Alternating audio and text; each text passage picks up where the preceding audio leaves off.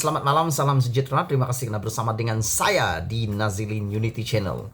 Hari ini seperti yang telah kita jangka dan telah kita ramal sebelum ini, apa yang berlaku benar-benar mengejutkan di PRN Johor. Kemarin, kalau kamu ikuti perkembangan di dalam, bukan kemarin, beberapa hari yang lepas, di dalam hari pertama Dun Johor bersidang, hangat di dalam Dun Johor apabila perkataan sangkar beruk timbul dan menjadi pertikaian.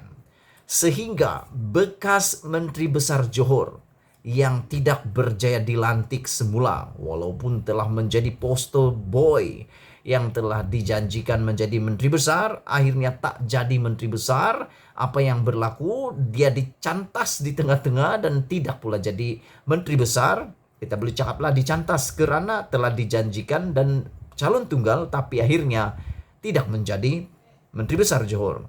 Walau bagaimanapun beliau memberi nasihat mengingatkan dan memberi nasihat kepada speaker baru Dun Johor yaitu Puat Zarkasi. Beliau mengatakan tidaklah perlu menggunakan perkataan sangkar beruk tersebut. Itu hangat di Dun Johor. Apakah ini adalah langkah pertama? Persoalan saya adalah apakah ini langkah pertama Hasni untuk memberikan luahan hati beliau, tanda kecewa akibat tidak berjaya menjadi Menteri Besar Johor? Aku pun tak tahu. Itu hanya Hasni yang tahu. Tapi itu isu kemarin. Isu hari ini seperti yang kita jangka, Hasni buka mulut lagi. Kali ini apabila dia buka mulut, ini lebih mengejutkan. Mengejutkan siapa? Zahid Hamidi, Ahmad Maslan, Najib Tun Razak, bahkan juga ada di sana Khalid Nurdin. Apa yang berlaku di dalam isu kali ini? Hasni Muhammad mengatakan dengan yakin mengatakan belum pasti. Dengar betul-betul. Apa yang kita ramal akhirnya berlaku apabila Hasni mengatakan belum pasti Barisan Nasional akan menang walaupun menang besar dalam PRN Johor juga PRN Melaka dalam PRU 15 akan datang.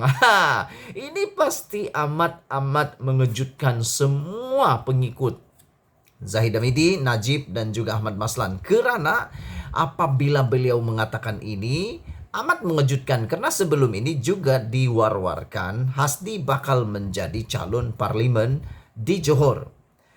Jadi apabila beliau mengatakan belum pasti UMNO Barisan Nasional akan menang besar dalam tiada jaminan walaupun PRN Johor, Melaka, Sarawak menang besar, tapi beliau mengatakan tiada jaminan. Ada dua sebab yang beliau katakan. Pertama, PRN dengan PRU jauh beza menurut beliau. Yang aku heran kenapa ahli parlimen yang lain terutamanya klaster-klaster mahu parlimen bubar segera, PRU segera, tak pernah pula fikir seperti yang Hasni cakap nih. Apa tujuan sebenarnya mereka mau tercepatkan PRU? Adakah mereka tak punya pemikiran seperti Hasni yang mempunyai penelitian yang amat baik ini seperti juga saya? Saya pikir apa yang dikatakan oleh Hasni ini benar. Menurut beliau PRU dan PRN tidak sama. Tidak ada, mungkin ada persamaan sedikit tetapi tidak sama sekali. Karena isu di PRN dengan isu di PRU tidak sama. Menurutnya, Hasni memberi contoh salah satunya adalah harga barang. Dalam PRN, permainan harga barang mungkin tidak dilayan karena itu bukan isu nasional.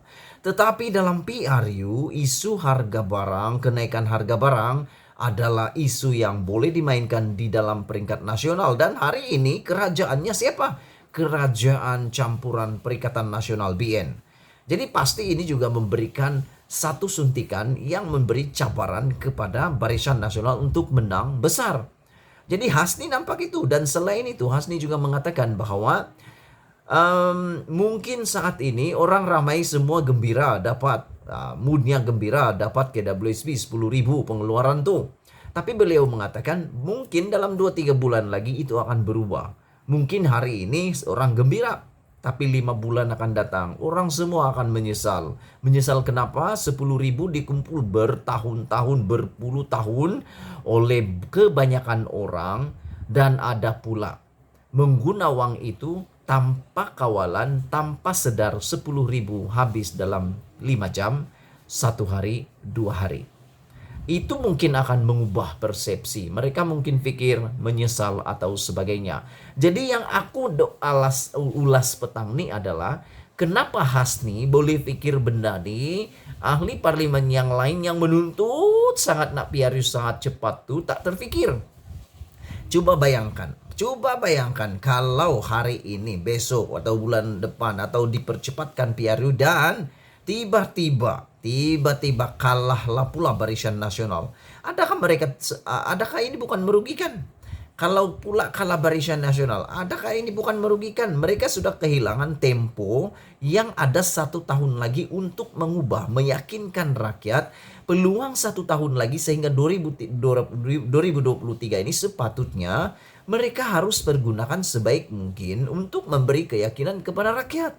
Perbaiki mana yang rusak.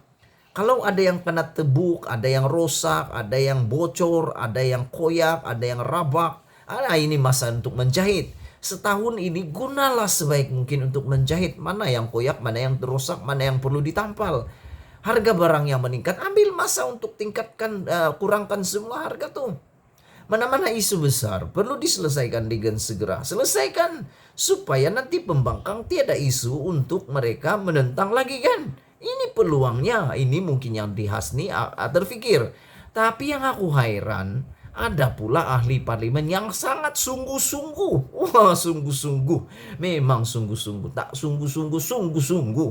Sungguh-sungguh menuntut parlimen dibubar, PRU dipercepatkan. Bayangkan kalau mereka kalah.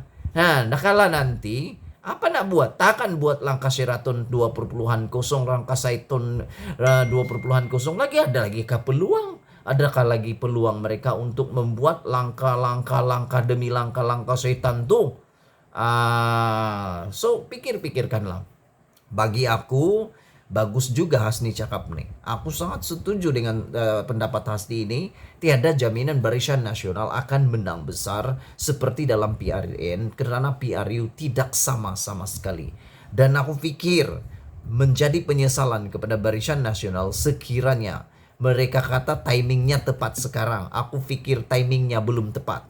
Menang dulu bukan jaminan. Seperti yang Hasni kata, bukan jaminan. Menang dulu bukan jaminan, tapi paling bagus guna masa setahun ini 2022 hingga 2023, guna peluang ini untuk perbaiki mana yang bocor, mana yang rusak, barulah dapat meyakinkan rakyat. Itu lebih terjamin, itu lebih memberi jaminan. Sekian dulu untuk ulasan kali ini. Jangan kamu marah-marah. Kalau kamu suka, tolong share video ini. Kalau kamu tidak suka, bolehlah juga komen apa yang kamu tidak suka. Jangan tak suka saja tapi tak pernah komen. Bagilah cadangan supaya dapat menambah baik kepada politik negara kita. Malaysia kita punya, kita jaga sama-sama, cintai Malaysiaku. Kita jumpa lagi, bongkar jangan tak bongkar sampai terlodeh. Bye bye.